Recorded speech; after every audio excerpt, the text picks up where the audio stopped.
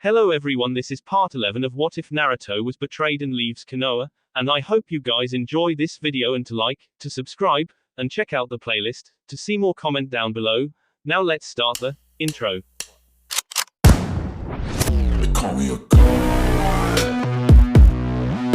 They call me a god. They call me a god. As Naruto watched Kenpachi put the Crimson Blade bandits through their morning training regiment, he bore a look of concern on his face. Shunsui seemed sensed this and made his way over to Naruto before asking, "What is it that troubles you? Is it that obvious?" He sighed. "To me it is." Realizing there was really no point in keeping quiet anymore, he decided to voice his concerns. "I'm troubled, because I've come to a realization. Tell me, what is your assessment of the men after training? Truthfully, they do have potential, but their combat skills are sorely lacking. If they were to encounter an enemy with any combat experience or training, they would most assuredly lose."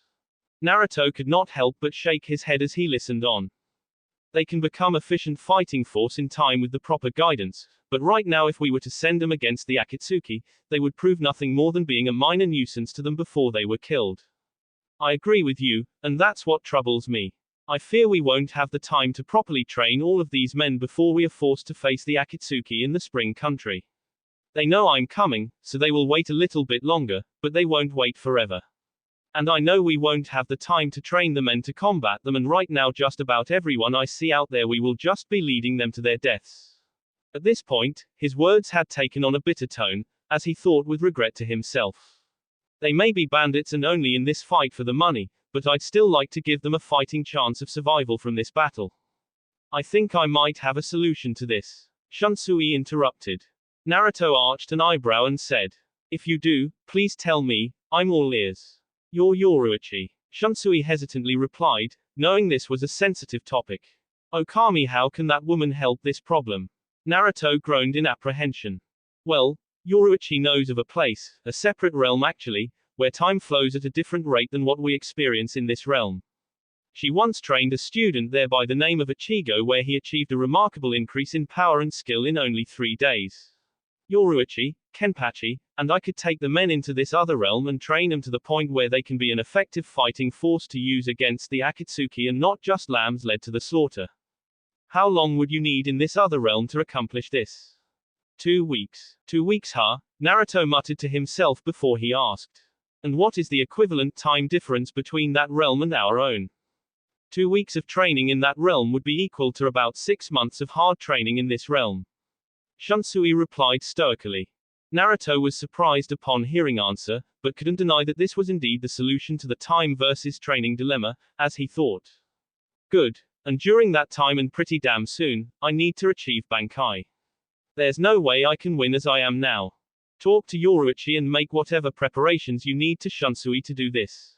But first, we'll talk to Kenpachi about the logistics of doing this. I don't want to take all the men and leave the encampment unprotected and vulnerable to attack while they are gone." "As you wish." Shunsui politely bowed before setting off to find the Neko woman. As Naruto watched Shunsui flash step away, he mused once more about the upcoming fight against the Akatsuki and of Shunsui's suggestion to help get his small army ready for that battle, and thought with renewed hope and confidence, "Maybe we will have a chance of winning this fight after all." Sakura was growing frustrated with each passing minute while she sat in the palatial home of Tazuna and his daughter Tsunade and grandson Inari. She desperately wanted to resume her search for Naruto, but right now she was stuck and she knew it. Sakura and Kiba had arrived in the Wave Country a couple of days ago to follow up on a lead about Hinata. Unfortunately, their journey had proved costly to Akamaru. The previous night before their arrival, a rather poisonous snake had slithered into their camp. However, before it could harm either Kiba or Sakura, Akamaru had attacked and killed the serpent, but not before the canine received a venomous strike himself. Sakura, using some of the medical knowledge she had learned from Tsunade over the years, had managed to save the dog's life. But by no means was he healed and wouldn't recover completely without the aid of veterinary assistance. So besides Akamaru still requiring additional medical aid, Sakura and Kiba had also discovered the dreadful lack of money to restock their supplies and continue on in their journey to find both Hinata and Naruto. Kiba had wired his mother Chum for help with Akamaru and some money, but until it arrived both he and Sakura were stuck with no food or shelter. Fortunately for them, Tazuna had been kind enough to shelter and feed them these last 3 days out of gratitude for Sakura and the rest of Team Number 7 help in defeating Gato the crime lord and freeing their village from his tyranny several years ago. Would you like some tea, Sakura-chan? Tsunade asked, as she entered the living room carrying a tray with a kettle and cups on it. Yes please, thank you Tsunade-san. As Tsunade poured the tea, she eyed the pink-haired girl sitting in her living room with curiosity. Naruto had been tight-lipped when he had visited them not that long ago. Only her father seemed to know the reason as to why Naruto had shown up. But he refused to tell either her or Inari that reason and even went as far as to order not only her and Inari swear not to divulge to anyone from Konoha that the blonde Junin had visited them recently, but the entire village as well. Tsunade thought maybe she could get some answers from Sakura, but she knew she needed to be subtle about it. So, it's been so long since I've seen you last. What's been going on in your life? Sakura really didn't like or want to talk about herself, but knew Tsunade was a good person and it would be impolite not to reply. There's not much to say Tsunade-san. I've just been living the life of being a shinobi. I suppose the highlight of my career was when I became an apprentice to the legendary Sannin and current Hokage of the village hidden in the leaves, Senju Tsunade. Tsunade-sama of Konoha, my, that is very impressive. Tsunade exclaimed before asking. But what else has been happening in your life? Well, I got engaged. Sakura absently replied, before wishing she could take back what she had just said. Engaged? That's wonderful Sakura. I always knew you and Naruto would get together. I remember how much he doted on you when I first met you too. To be honest, I thought you and Naruto made the cutest couple even back then. Sakura's face became crestfallen upon hearing Tsunade's comment before she spoke up and stammered. No, it wasn't Naruto-kun I got engaged to. Naruto-kun and I were together for a long time, but I broke up with him to be with Sasuke-kun. Oh, the Uchiha? I'll admit I never really liked him as much as Naruto, but still congratulations. I'm sure you and he will be very happy together. No, we won't. We both ended our engagement a while ago. Sakura replied with a hint of sadness in her voice. I'm so sorry, I didn't mean to bring up any bad memories for you. No, it's alright. It was a mutual breakup on both our parts, but it still hurts right now to talk about it. I understand if you don't want to talk about it. Let's change the subject. How is Naruto-kun doing these days? Tsunade saw Sakura wince slightly, as she was about to answer when Inari opened the front door and entered the house, but both women could hear the sounds of shouting coming from outside before the boy closed the door behind him and walked into the living room where his mother asked. What's going on Inari? Who is doing all that shouting outside? Kiba-san is arguing with this pretty young lady who arrived with 3 dogs. She said she was his sister Hana. Anyway, Hana gave Kiba-san a piece of paper to read and when he did he started yelling at her. Something about how their mother can't do this to him and why should he leave Naruto-sama alone. Sakura immediately leapt up and pressed her ear to the front door to hear what was being said. I don't care what Okasan has to say Hana. I'm not going back to Konoha without my wife. She isn't your wife anymore, don't you get that? Okasan and Hiyashi-san have dissolved the marriage between you and Hinata. But they can't do that. They can and they did. As of right now both you and Hinata are divorced. I'm sorry Kiba-kun, I know it must hurt, but what's done is done. Hana replied, as she knelt down to check on Akamaru's condition. Kiba stood seething in rage while he watched his older sister check on his canine partner, before he growled out in a menacing tone. Grr, I don't give a damn what Okasan and Hiyashi have done. The 2 of them can go to hell. I'm bringing my wife home and there is nothing they can do about it. I didn't agree to this divorce and neither did Hinata. Hana looked up with shock at what Kiba had just said, before standing back up and stating harshly. What? You don't think Hinata will agree? Let me tell you something little brother, she'll agree to the divorce the second she hears about it. Why's that? Because of Naruto. Kiba spat with disgust. No, not because of your friend. He's not my friend. Yes he is, whether you want to acknowledge it or not. He had nothing to do with the problems in your marriage with Hinata and you know it. Well, if he's not the problem to my marriage, then what is?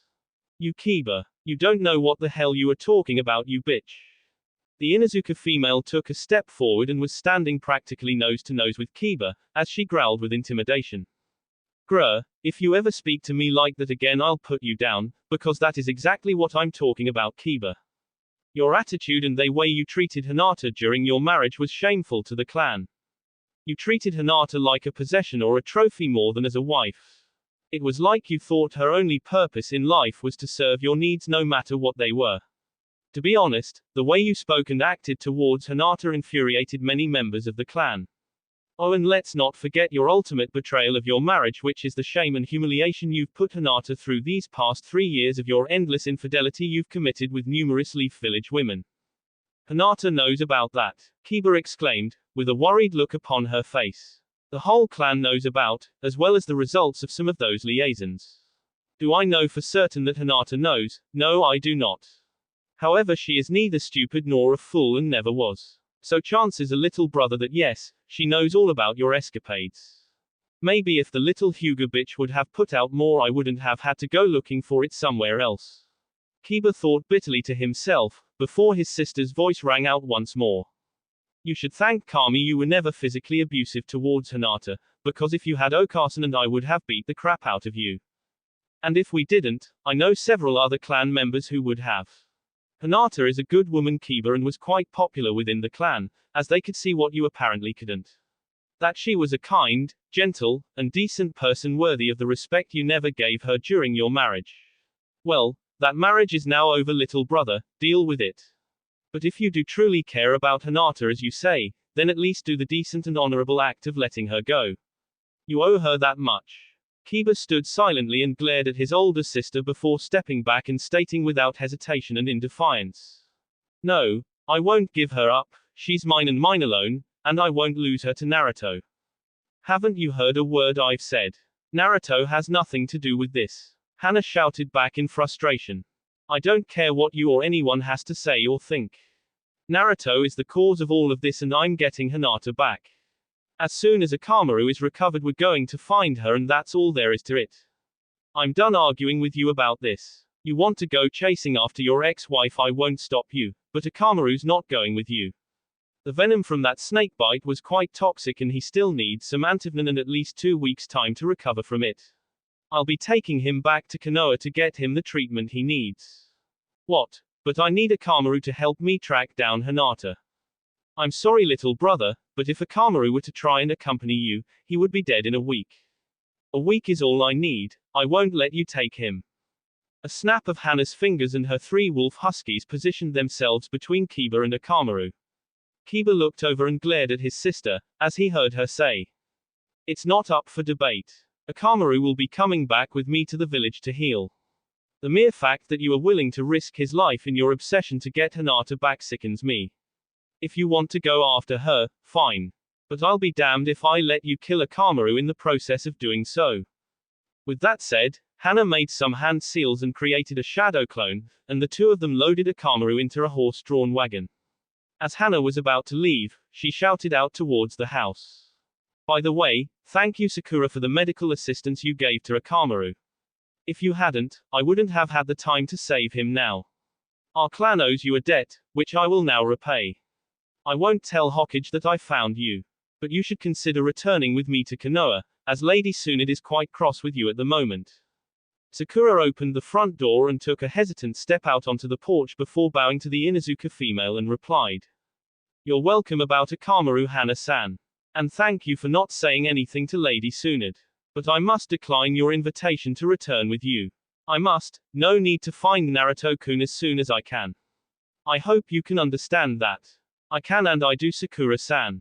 You and Kiba-kun take care of yourselves and please come home soon. You both have people back in the village who care and miss you. Hana commented with a wave of the hand, as the wagon lurched forward and began its trek back to Konoha. Tsunade stood out on the balcony to her office and watched the villagers prepare for the Kyubi festival to be held in a couple of days on October 10th. Her anger about this festival had been steadily rising all week, as she had heard nothing but the gleeful comments from people about how happy they were now that the demon was gone. Sure, the villagers had praised Naruto as a hero when he had brought back the Uchiha traitor. But slowly over the last 5 years, the same prejudices and hatred Naruto had endured the majority of his life had been slowly creeping back into the minds and hearts of the people. This infuriated Tsunade to no end, and she silently wondered how the villagers would feel if they knew the true heritage of the individual they were so joyful to be without. I'll know the answer to that question in a couple of days. And I can't wait to see the looks on all of these bastards' faces when they hear who Naruto really is. Tsunade thought to herself, before a knock on her door interrupted her thoughts. Enter. Tsunade looked on as Shizune opened the door to escort in Councilman Danzo and the two council advisors to the position of Hokage elders Koharu and Homura. Gesturing for them to take a seat, Tsunade ordered Shizune to bring in some tea for her and her guests. While they waited for Shizune to return, Danzo groused with annoyance to Tsunade. I didn't come here, Tsunade, to drink tea and exchange pleasantries, Tsunade. You said you had a matter of vital importance to discuss with us. What is it? Well, first off, Danzo, you will address me as Hokage-sama or Lady Tsunade now and in the future. For if you don't, you will no longer need a cane, as a wheelchair will be your permanent form of transportation. Do I make myself clear? Tsunade answered with a hint of malevolence ringing in her voice. Yes, Hokage-sama, I understand. Danzo replied through clenched teeth. It was then that Shizune returned carrying a tray with a kettle and cups on it. As all the occupants in the room watched Shizune pour cups of tea out for everyone before distributing them, Danzo eyed the blonde Hokage cautiously. Danzo had learned a long time ago never to be the first one to drink or eat from something his people had not prepared. Seeing Tsunade as well as Koharu and Homura drink without any ill effects, the old Warhawk councilman surmised that everything was fine and took a sip of tea himself before asking. Why is it that you have called the three of us here Hokage-sama? Yes. Let us discuss that right now. Shizune, if you would excuse us please, and before you go activate the silencing seals around my office. The matter we are going to discuss is not for everyone's ears. As you wish, Lady Tsunade. Shizune replied, before making a series of hand signs to activate the seals and locking the door as she left behind her. Now the matter I wish to discuss is with regards to Naruto Uzumaki. Tsunade stated before taking another sip of tea. Yes. I'm glad you brought this up. We also wish to discuss with you, Hokage-sama, the matter of the Jinchuriki. I as well as Koharu and Homura feel we made an error in supporting the recommendation that the boy become the next Hokage after you. We, like the people of the village, were merely caught up in the euphoria of the return of Sasuke Uchiha when that recommendation was first proposed. In light of the Uzumaki's recent status in becoming a missing nin, we are going to file a proposal in the council 2 days from now to have the boy upgraded and listed as an S-class missing nin in the bingo book with a kill-on-sight order. We are also going to make another proposal that Sasuke Uchiha be named your new successor to become Hokage. We know of your personal feelings with regards to the boy. But I must inform you, between the three of us and the civilian side of the council, we have the votes to push these measures through. Danzo stated all of this with a smirk, as he took another sip of his tea. I see then this meeting was quite fortuitous. Tsunade countered. For you see, I called the three of you in here because I too am planning on introducing some proposals to the Konoha Council to vote on in a couple of days as well. I chose this date to coincide with the anniversary of the Yondaim's sacrifice, as I'm sure you did as well, Danzo-san. But of course, Hokage-sama. Danzo snidely replied while finishing off his tea. Well, let me tell you the proposals I plan on introducing. First off, I'm downgrading Naruto to B-class missing nin status with a mere capture order for him. Secondly, I also plan to honor Minato by revealing to the village at the start of the Kyuubi festival Naruto's true heritage of being his son. I must also tell you that Naruto will not be replaced as my chosen successor by the Uchiha brat either. And Koharu and Homura, when I make these proposals, I expect your full support on all of them. Ha, ha, ha, you can expect their support all you want, Hokage-sama, but you're not going to get it or mine.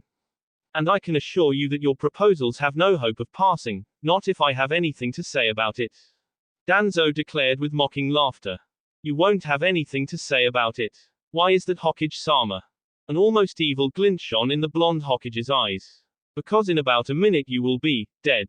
What are you talking about, Suna? Ah. Danzo began to ask before clutching his chest in pain, and gasping for breath. What's happening? Oh, you're having a heart attack, Danzo. Tsunade calmly answered, while taking another sip of tea and watching the councilman keel over to the floor in agony. But how? I know the tea wasn't poisoned. I saw you drink first. Danzo asked through clenched teeth. You're right, the tea wasn't poisoned, It merely acted as a catalyst for the poison. The blonde Cage replied smoothly. You see, I'm not known as the Queen of Elixirs for nothing. Several years ago I was able to develop a clear, odorless, and tasteless poisonous paste that simulates death by cardiac arrest perfectly. So it was a simple matter for me to lightly coat the bottom of your teacup with the paste and then wait for the tea to metabolize it and carry into your system. If you notice on your teacup, Danzo, it only has 4 stars painted on it, as opposed to everyone else's which has 5. I mean, we wouldn't want to have the wrong person having the heart attack now, would we? You bitch Tsunade. You'll never get away with this. Danzo spat out in agonizing rage. Tsunade stood up and casually walked over to Danzo, then looking down at the old Warhawk councilman writhing on the floor and stated with a smirk and a smile. My dear Danzo, I already have. A scant second later, Danzo stopped moving and his eyes stared lifelessly up towards the ceiling. Just then Shizune entered the room and announced, Lady Tsunade, something terrible has happened. As Councilman Danzo was leaving the building, he appears to have had a heart attack. Several of our Anbu witnessed him collapse and tried to revive the man, but I'm afraid they were not successful. I'm sorry, Lady Tsunade, but Councilman Danzo is dead. That is most unfortunate news. Konoha has suffered a tragic loss today of one of our most prominent political leaders. I must discuss this tragedy with my advisors Koharu and Homura and how it will affect Konoha in the future. Please leave us Shizune and take the tea with you as you go. Oh, and send someone in here to empty my trash, would you? As you wish, Lady Tsunade. Shizune politely replied before signaling behind her, and an Anbu operative appeared and entered the office before picking up and carrying Danzo's body away in front of the stunned and frightened Hokage advisors. As Shizune closed the door behind her, Tsunade returned to her seat. Just as the blonde Hokage was about to speak, she was interrupted by Koharu stammering. Now see here, Hokage-sama, how dare you? Shut up, you senile old bitch, or there might be another tragic loss of a prominent political leader today. Believe me, I was truly tempted to get rid of all 3 of you corrupt and decrepit old fossils on this day. Fortunately enough for you two, I decided otherwise. I know the 2 of you have gotten rich over the years off of Danzo's bribes, but the paydays for your support of his measures in the council ends now. From now on, you are going to agree with and support any and all proposals I make within the council from now on. You will also use whatever influence you have with those idiot minions on the civilian side of the council to support my measures. Your payment for all of this will be the continuation of your health to still live quite comfortably off the money you have received from Danzo all these years. Failure by you to do any of what I just said, and I can most assuredly promise you that this will be the last Kyubi festival either of you will ever see again. Do we understand one another? Koharu and Homura turned and looked at one another, before turning back to see the resilient and determined look on their Hokage's face. Seeing Tsunade's hardened gaze directed towards them, both advisors bowed their heads and meekly replied in unison. Yes, Hokage-sama. Good, because I'm telling you two right now, the Konoha Council is going to become once more a decent, noble, and self-sacrificing body of leadership for this village like it was in the days of the Nadaime. And I will remove any obstacles in my way from achieving that goal. She waved a hand dismissively. Now, the 2 of you may go, but never forget what I have said to you on this day. Yes, Hokage-sama. As Tsunade watched her 2 advisors leave her office, she pulled a bottle of sake out of her desk drawer and poured herself a drink, before lifting the cup in the air and declaring. I promise you, Naruto-kun, if you do ever return to the village and take my place as the Rokudaime, you will not be plagued with the corrupt and deceitful administrations that Sensei, your father, or I were. This village will become the utopia my grandfather the Shodai always dreamt it could. And I can think of no one better than you to lead this place into that golden era. Tsunade then slammed the drink down her throat and looked out towards the setting sun with a sigh. Sasuke jumped swiftly from tree to tree, followed closely behind by his traveling partner Ino, heading in the direction where they had felt that chakra explosion a few days ago. However, the Uchiha was troubled at the prospect of actually finding Naruto and of what he was supposed to do. The 2-week grace period Lady Tsunade had granted him to find and return his friend had expired long ago. Now if he were to follow his orders, if he couldn't convince Naruto to return to the village, then as an A-ranked missing nin, Sasuke would be forced to eliminate him. This prospect did not sit well with Sasuke at all. A snapping branch behind Sasuke roused him from his thoughts, as he took a quick glance behind him to see Ino doing her best to keep up with him. The sight of the blonde kunoichi brought forth a new set of thoughts for Sasuke to ponder. Sasuke knew this partnership with Ino was only temporary, and the moment they did find Naruto it would most likely end. The Yamanaka heiress had already shown that her motives for finding Naruto were vastly different from his own. So when they did find Naruto and he was forced to fight him if the Dobe wouldn't return, Sasuke realized he would probably be fighting Ino as well, along with Hinata if she had already found Naruto first. Sasuke could already feel the onset of a headache, as he pondered that uncomfortable scenario. It would be bad enough trying to fight Naruto on his own, let alone having to fight two highly skilled kunoikis along with him. This mission had grown much more complicated than Sasuke had originally thought it would be. The Uchiha youth had no desire to fight anyone and could only hope that Naruto would listen to reason and come back to the village with him. However, if Naruto refused and forced Sasuke's hand, he was confident that he could defeat Naruto and the others if he had to because of the ace up his sleeve. That ace being the Zanpakuto Zabimaru he had obtained from Lord Byakuya Kuchiki of the Kuchiki clan. Naruto and the others would not stand a chance against the power of such a weapon. However, while Sasuke was certain if Ino and Hinata were to go down from the blade, they would stay down. Unfortunately, Sasuke wasn't as certain about Naruto staying down, as his friend's stubbornness could prove insurmountable at times. And if Naruto refused to stay down, then this brought Sasuke back to the question that had been mercilessly plaguing his mind since the 2 weeks ran out that Lady Tsunade had given him to find and return Naruto. Could he actually kill his only friend? Talk to Yoruichi and make whatever preparations you need to Shunsui to do this. But first, we'll talk to Kenpachi about the logistics of doing this. I don't want to take all the men and leave the encampment unprotected and vulnerable to attack while they are gone. As you wish. Shunsui politely bowed before setting off to find the Neko woman. As Naruto watched Shunsui flash step away, he mused once more about the upcoming fight against the Akatsuki and of Shunsui's suggestion to help get his small army ready for that battle, and thought with renewed hope and confidence. Maybe we will have a chance of winning this fight after all. Naruto mused about the previous day's conversation he had with Shunsui, before he pulled out the scroll given to him by Yamamoto. Now was as good a time as any to look at it. It was old and worn, but still held together somehow, as he opened it. Naruto's jaw went slack, then a small smirk spread across his face as a glimmer, just a tiny flicker of hope could now be seen, for the contents of this scroll and the information contained within, had given him an idea. Within the scroll, were the details on how to achieve the final stage of Bankai. The second release, fabled to grant the wielder, should he survive, a power increase by a factor of 10 or more. That small sly grin spread across Naruto's face, as he closed the scroll and set off purposely into the camp. Naruto walked to the furthermost tent across the clearing in which the bandits had set up camp. Upon reaching it, he listened closely for any sort of sound and even announced his presence, just to make sure its occupant knew he was entering. But upon entering, his face blanked. Oh, for the love of Kami! There before him, her back turned, was none other than Yugito, still unaware of his arrival somehow, even though he'd been quite loud about his entry. However, that matter slipped his mind, for at the moment, she had let her long, silken gold hair out of the braided ponytail she often kept it in. With her headband lying there on the sleeping bag beside her, the long locks of her hair were free to fall down to her bare back, her soft brown eyes half open, and a small half smile on her face. In that moment of vulnerability, she looked absolutely radiant. Just like that night when they'd walked together, yet on a deeper level. She'd still had some semblance of wariness up at that point, but right here right now, she was completely, totally, topless. Yugito. He called her name, but she didn't hear him, and instead, sat down on the nearby cot, to rummage through some of her personal belongings, which consisted of a small knapsack. That is, the few items she had on her when they'd met. The first significant item she pulled out was small tattered photograph, one of a younger version herself with another young man. The boy had light brown hair, dark blue eyes, and a surprised expression plastered all over his face.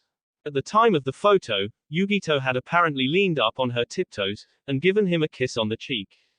Who's that? He found himself asking, even though he really knew it wasn't any of his didn't answer, instead she continued to look at the photo, and a small sigh escaped her lips. Sighing, he dared to walk up behind her and tap her on the shoulder, knowing the repercussions of such an action might result in a shallow wound at the very least. Needless to say, Her reaction was quite predictable. Quote exclamation mark quote. Immediately Yugito went rigid, sprang to her feet and reached for the kunai holster at her hip, a kunai already drawn and twirling in her fingers. Naruto would have none of that however, and pinned her the only way he could at short notice and grabbed her in an embrace. Yugito. He growled in her ear and now, she seemed to hear him. What the hell are you trying to do? Naruto. She twisted her head around to see him, then turned beet red less than a second later, as she realized just who it was. Hey, what are you doing in here, huh? I didn't hear you come in. Then perhaps you should drop the kunai. Startled, she shook herself free, and reached to her ears. With a slight popping sound, the blonde pulled out a wad of cotton from each ear, the apparent reason for her deafness. Damn earplugs. This is what I get for trying to take a cat nap. It was then that she realized she was still topless, and with a small squeak of surprise, the Nibby vessel grabbed the first thing she could, her tattered flannel jacket. Allowing the twin glorious mounds of ripe flesh to bounce slightly as they were released from the confines of her arms, which only made her even more embarrassed. Damn it, sorry. I didn't hear you come in. Realizing he was starting to stare, Naruto at last turned away. Yugito, I need your help with something. She'd barely processed the words before he spoke again. I need you to train with me. Ha. Hastily she donned the shirt, trying to hide the burning pink blush. Why was he asking this of her all of a sudden? Not that she wasn't eager to take up his request, it was just, this was so damn unexpected. I'm serious. He glanced down at Zangetsu, the prone steel strapped to his back in cloth, as he continued on. I need to achieve the second level of Bankai with Kenpachi and the others off training. You're the only one strong enough I can turn to. Now he gazed at her with those matchless sapphire orbs. Please, you're the only one I can rely on for this. A faint blush lit Yugito's cheeks. Well, a few days later, Naruto was returning to camp after an intense sparring session that morning with Yugito to help him unlock the final release or Bankai of his Zanpakuto. Naruto was about to sit down with Hinata for a pleasant lunch, when he suddenly jerked his head around and stared intently into the forest a few miles away. Growling with annoyance, he began to unravel Zangetsu out of its cloth sheaths. What is it, Naruto-kun? Some uninvited and unwanted guests from our former homeland have arrived, Hinata-chan. Hinata grew nervous upon hearing this, as she feared it might be Anbu hunter nins come to take her and Naruto back to Konoha. The blonde Jinchuriki noticed the look of concern spread across the Hyuga woman's face and said with assurance. Don't worry, my Haim, if they're Anbu'll deal with them. I promise you, no one is going to force us to return to Konoha, I swear. Sasuke and Ino were slightly nervous as they remained hidden in the treetops. It had taken them a few days to finally pinpoint the location of Naruto's encampment. Now they were trying to decide how best to approach Naruto when the decision was made for them, as the subject of the discussion suddenly appeared in a field 100 feet in front of them and yelled out. Either you show yourselves or leave immediately and never return, your choice. Both Sasuke and Ino were surprised that Naruto had sensed them from such a great distance, as they had been holding down the chakra levels to avoid detection. Ino nodded to Sasuke, who had agreed to let the Yamanaka girl talk to Naruto first before he took any action. The Uchiha watched intently as Ino leapt from tree and landed in front of his old teammate. Anbu. Naruto spat with disgust, as he eyed the masked ninja suspiciously while she slowly approached while taking off her mask. A cold visage swept over Naruto's face when it was revealed who the Anbu was, and he snarled. What do you want, Ino-san? Ino winced and tears slightly welled in her eyes at the icy glare and curt tone of Naruto's voice when he addressed her, as she thought to herself. I'm not even Ino anymore, I'm Ino-san, as if he doesn't even know me. Hi Naruto-ku. Naruto, I'm here to talk to you and see if you would come back to the village with me. Instantly she realized her mistake, his frown setting itself into a firm line. Well, I don't want to talk to you and I'm not returning to Konoha. So you might as well take your friend and go. Please Naruto, just listen to me. There are many people back in the Leaf Village who miss very much and want you to return. Tsunade-sama, Shizune-chan, and Iruka-sensei, a lot of people love you very much and want you in their lives again. I love you and miss you, Naruto-kun. Naruto glared fiercely at the blonde kunoichi when she said that, and he spat with resentment. I've heard that lie from you before, Yamanaka, remember? Flashback, 2.5 years ago. A bouquet of red roses was suddenly shoved into his arms, and he did a double take, as he saw the 3 words attached to the card. You're kidding me. Naruto stammered in a hesitant tone of voice. And no, Naruto-kun, I'm not. I love you. Naruto's face took on an ashen appearance, as he tried to come to grips with what Ino had just declared. After a few minutes of muted silence, Ino couldn't take it anymore and pleadingly she spoke. Please say something, Naruto-kun. Naruto looked over to the beautiful blonde Kunoiki and hesitantly stammered. I don't know what to say, Ino. I've had 2 other people say that to me and both times I got my heart crushed in return. You've been a good friend to me since the wedding. He shook his head to clear himself of the memory. I don't think I could have survived these past few months without you. I admit I've grown close to you, Ino, quite fond of you actually. Noticing how close he had gotten, he took a step back. But I don't want to jeopardize our friendship by seeking something more, no matter how much I might want to. Tears welled in Ino's eyes. But why, Naruto-kun? Her lower lip trembled now, as she continued on. I want us to be more than friends, and it sounds like you would like that too. Because Ino, I'm afraid if I allow myself to love you and something was to happen to us. He shook his head rapidly, as if to drive away a negative thought before he answered. I don't think I can take that kind of pain anymore, Ino. Please, I know you're scared of loving someone because of what's happened to you in the past, I understand that. Naruto backed up as Ino stepped forward. But please give me a chance to show you that I can be the one you can love and that I can love you back, like I already do. Naruto looked deep into Ino's eyes before softly asking. Do you mean it, Ino-chan? Do you really love me? I meant every word, Naruto-kun, and I promise I'll never hurt you. She whispered before closing the gap and claiming him with her long-awaited lips. End of flashback. Of course I soon learned what your words and promises actually meant. Naruto spat at the blonde Anbu standing in front of him in that field. Flashback. 2 years ago.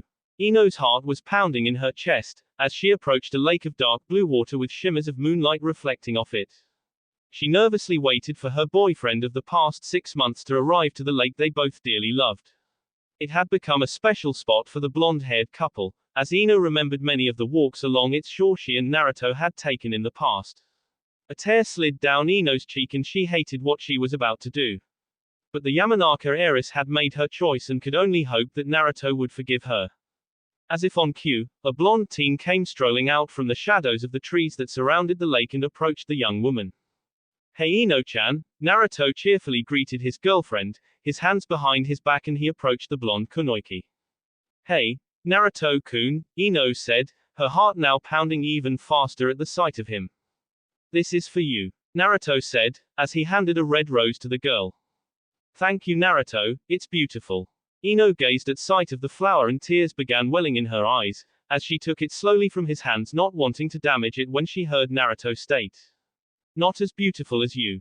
Ino stared into his magnificent cerulean eyes before her breath hitched in her throat, as Naruto bent down before her on one knee. Ino-chan. Naruto softly said. Why, yes. She nervously answered, fearful of what was about to happen. Would you do me the honor of being your husband? Naruto lovingly asked while gazing deeply into her blue eyes, as he pulled from behind his back and opened a small velvet box containing an engagement ring. The proposal hit the blonde female like a ton of bricks. Naru, Ino stuttered before her eyes quickly overflowed with tears which began streaming down her face. Naruto rose up and took her hand into his and affirmed with certainty. I love you, Ino-chan. I'm sorry I wasn't able to say those words to you 6 months ago when you uttered them to me. I was too scared and wrapped up in the pain of what had happened with Hinata. But you asked me to give you a chance and I'm so glad I did. Being with you has saved me from the pain and despair I thought would never go away. I know this seems sudden, but you were right, Ino-chan, you are the one that I can love. And I do love you, Ino-chan, with all my heart and soul. Naruto then leaned over and gently placed his soft lips against hers. This was difficult for Ino to resist. She liked how his lips felt when it touched hers, the way it lit a fire in her soul. But she couldn't do this. She couldn't, no matter how much she enjoyed it. Naruto. Ino coughed out in a choked voice while breaking off the kiss. I'm not in love with you anymore. she cried out, tears running down her face. Naruto stood rigid and motionless looking at her, the hurt evident in his voice as he found the words. What do you mean you don't love me anymore? You told me you loved me. Did I do something, Ino-chan? Please tell me what it is and I can fix it. You didn't do anything. I'm sorry, I didn't mean to hurt you, Naruto-kun. I still love you as a friend, but it can never be more than that. Why, Ino-chan, please tell me why. I'm in love with someone else. Ino exclaimed, more in an attempt to convince herself rather than the now broken boy standing before her. At that moment Shikamaru stepped out from the shadows of the trees and sheepishly walked over to stand next to the weeping Kunoichi. Naruto glanced back and forth between his friend who couldn't look him in the eye and his now blonde ex-girlfriend before reaching down and placing her hand into the Nara boy's hand. Ino was taken aback when Naruto did this and she looked up and gasped in shock at the visage Naruto now bore upon his face. It was the same blank expression she had seen when he had opened that hospital door to Sasuke's room years before. Then when Naruto dropped the engagement ring onto the ground, the pain and guilt of what she had just done made the blonde Kunoichi feel sick. Ino realized she was no better than Sakura, maybe even worse because she had done the one thing she promised Naruto she would never do. I promise I'll never hurt you. Ino gazed at Naruto once more and noticed a brief flicker of the pained betrayal she had just inflicted upon him flash through his eyes, before he was walking away into the night in silence. Leaving Ino to contemplate every single day for the next 2 years the consequences of what she had just done to him and what it meant to her own life. End of flashback. You want to know something funny, Yamanaka? I used to love looking at a red rose and thought it was one of the most beautiful things Kami had ever created. But since that night, I can't stand to look at one anymore. Because I realized if one gets enraptured in its beauty, they never see its thorns that will cause you pain. Ino was standing before Naruto, her tears flowing freely down her face, before saying in a grief-stricken voice. I know I've hurt you in the past, Naruto-kun, and I know you must hate me. But I swear to you I'm not lying when I say I love you. The only lie I have ever told you was 2 years ago when I said I didn't. I was given a choice back then and I chose wrong, and I've hated myself for it ever since. This is why I'm out here. I love you, Naruto-kun, and I just want to bring you home and be with you if you will have me. I don't know if you would still want me, and I can't blame you if you don't. And if it's the case that you don't love me the way I love you, Naruto-kun, I still want to be a part of your life no matter what. So please come back to the Leaf Village, if not for me then for the people who still love you back there and are waiting for you to come home. Damn it, I'm not listening to this bullshit anymore. If there are people back in the village who love me and want me to come home, it's only because they haven't had their shot yet to tear me apart like everyone else who has professed to love me has done. Naruto angrily replied, still hurting from the memories that surfaced upon seeing and hearing Ino again before leaping away from the weeping Kunoichi. I can give you a good reason to return Dobe, because if you don't go back, I'll have to kill you. Sasuke stated, as he suddenly appeared 50 yards in front of the blonde male holding something in his hand that shocked Naruto. That's a Zanpakuto. But where did he? Naruto's thought was interrupted, as he watched the blade itself seemingly vibrate in the air. A moment later, the sword erupted into a blade of pure lightning, crackling with immense energy. The Uchiha then swung his Zanpakuto in a sweeping arc towards Naruto and shouted out with determination. Kain Reiku no Jutsu. Blaze of lightning jutsu. A second later, a wave arc of blue light came overflowing from the tip of the blade and ripped forward. Oh, that looks serious. Naruto commented with amusement before scowling. Yanking upon the hilt, his own Zanpakuto appeared in his hands and he swung Zangetsu towards his longtime rival, effortlessly deflecting the electrical attack back at the Uchiha. Sasuke's eyes grew wide with astonishment at the appearance of Naruto's own Zanpakuto. So much so the last Uchiha barely had time to knock his own attack away from himself before stumbling and falling to the ground in a heap. As Sasuke rose from the dirt he looked up dumbfounded to see a smug Naruto wading towards him while sarcastically asking. Come on, did you think you were the only one with one of these? Impressive. Sasuke replied with a small smile and added. I'd ask where you got it, but I recognize your blade now. Brings back memories, doesn't it? Naruto grinned, shouldering the massive cleaver. So what's the matter, team? Is that all you've got? Sasuke could only shake his head. That was the most powerful Raiten Jutsu attack I've ever developed and you swatted it away like it was nothing. With a sigh, he waved the smoke away with his hand. Then again, Byakuya-sensei told me that attack wouldn't work against another Zanpakuto, but I had to try. He said only Kido-based attacks and not Jutsu attacks will work on another Zanpakuto, so I didn't want to use this, but you've left me no choice, Dobe. What the hell are you talking about, team? Just this, the Uchiha replied as he ran his index finger along the blade's edge. Raw Zabimaru. Suddenly, Sasuke's Zanpakuto was transformed into segmented blade with a pick-like protrusion on each segment. The Uchiha then swung his newly altered blade in an arc above his head, and Naruto noticed the sword seemed to elongate due to the stretchable threads, giving it the pliability of a whip. Naruto couldn't help but be impressed by the incredible length Sasuke's blade achieved in its whip form and had to comment on it. An imposing Zanpakuto, team. I don't recognize it, so unlike you will ask where you got it. This blade once belonged to Byakuya-sensei's Lieutenant Renji Abarai. Sasuke explained with a small frown, reiterating what he had already been told by the man at the very beginning of his journey.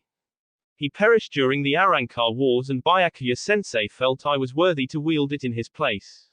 Well, team, reaching up to the clasp that held his cloak in place, the Jinchuriki removed the symbol, allowing it to unfurl. It's going to take a lot more than a sharp-edged whip to defeat me.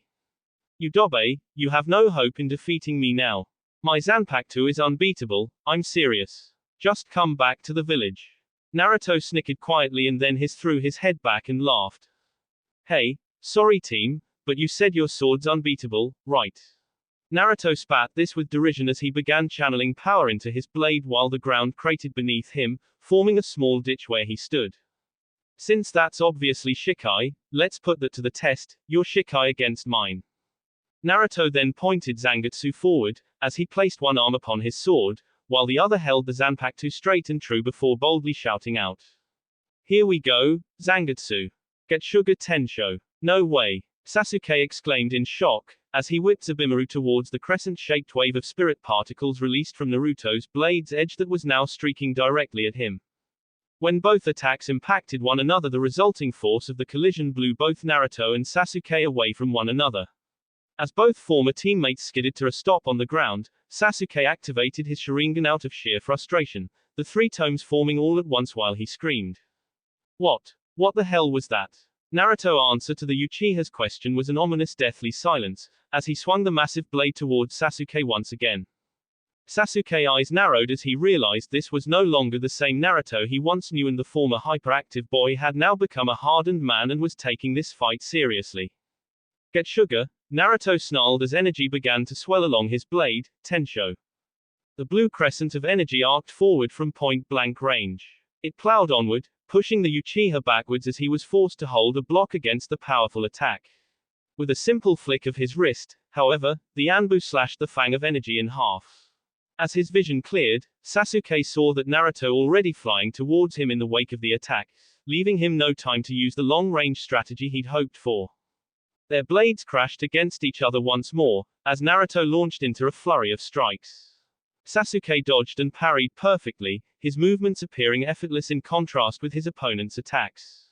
Naruto suddenly jabbed forward with his Zanpakuto, the silvery black tip of Zangetsu aiming directly for Sasuke's chest. The Uchiha leapt directly backwards and quickly swung Zabimaru to counter Naruto, who fell back and away. With a growl, he lunged at Sasuke once more, who stepped back at the last second, thrust his hand forward, one finger pointed mere centimeters from the blonde's chest, and declared, Byakurai. Pale lightning. Wah! Naruto cried, but too late, as a concentrated powerful lightning bolt slammed into him with the full force of a Chidori, powering him into the ground where he lay for a moment, before staggering to his feet with nothing more than singed clothing. Is that all? You're an idiot. Sasuke barked at him as Zabimaru returned to sword form before he screamed with frustration. I'll do it. I'll have to kill you if we continue. Naruto shook his head slowly, as red chakra was beginning to flow out from the seal. Do what you have to, team, but know this, I ain't going back. Not now, not ever. As Naruto spoke, his eyes narrowed and began to change color, becoming a deep shade of crimson, as the irises straightened into horizontal slits. Before the red chakra streaming from him began to form a Jinchuriki cloak which swallowed him up. Moron. Sasuke stared at him for a moment longer, as the shroud went up to a single tail, and then stopped. Are you really that insane? Sasuke asked before he then disappeared in a flicker of leaves, with Naruto replicating the move moments later.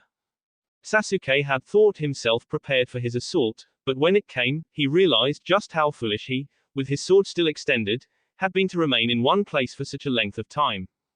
He hadn't been expecting this kind of speed. Naruto Uzumaki snapped into view, his body blocking the Uchihas, his eyes glaring out coldly, an ominous look adorning his face. With a hiss, he swung his Zanpakuto, a Getsuga rocketing out from the tip of his sword and swallowing his Nakama within the azure energy. The blast picked Sasuke up, launched him bodily into the air, while his mind tried to process what had just happened. A shadow fell over him, and he had enough common sense to look up, at the sound of whirling chakra.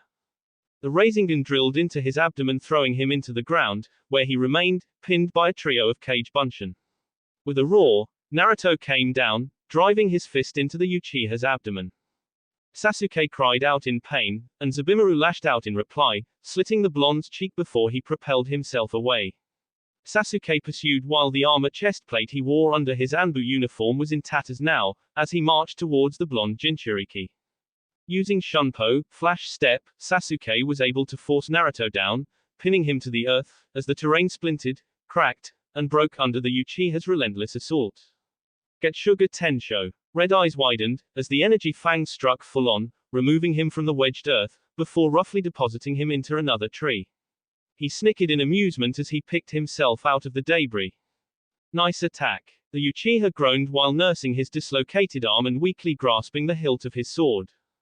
Naruto didn't reply, instead, he launched himself at Sasuke again, stamped down on his chest, and prepared to drill Zangetsu home. But the effect was not as expected, for Sasuke was able to catch a direct line into his blonde opponent's eyes, as his own eyes widened, morphed, and began to spin, signifying the casting of a Sharingan technique. Tsukuyomi. Naruto cried out in pain, dropping Zangetsu to claw at his head as everything became red, and in the hellish depths of his mind, his worst nightmares came back to life, ready to haunt and torment him once more. But with the pain, came rage, and this in turn annoyed the Kyuubi, who slowly began to stir, coming awake for the first time in weeks. Bah, what an irritating jutsu. With a little bit of effort on his part, the great fox demon pumped some of its chakra into the chakra pathways of his host, which in turn shook him, startling his mind out of the illusion. There. Now. Just kill him already. Kyuubi grumbled with annoyance. As the spots cleared from his vision, something caught his eyes. Sasuke had somehow gotten behind him, and even now, Zabimaru coursed through the air ready to split him in two. Getsuga Tensho. Naruto yelled once more, swinging his sword just as quickly, and then bringing it back around to guard. Sasuke took the hit, and Zabimaru barreled into Naruto, the sync of their attacks bringing forth another explosion. Thrown off balance, the two combatants staggered back, coughing from the smoke. Sasuke thrust a hand forward, obviously preparing another Byakurai spell. Remembering how easily he'd been decked before, Naruto rushed forward with another Getsuga already prepared, determined to prevent the use that technique again. As both warriors launched themselves forward and unleashed their attacks, a scream pierced the air. Stop. The two opponents wrenched the gaze away from each other, Sasuke to his left, Naruto to his right, suddenly aware of Ino, running towards them both. If she continued running, she'd be right in the middle of the blast zone. To their horror, both men realized they couldn't stop their attacks. They had already gone past the point of pulling them back. And now Ino was going to pay the ultimate price. That will be it for this video. If you want more, comment down below, like, subscribe. And see you guys later.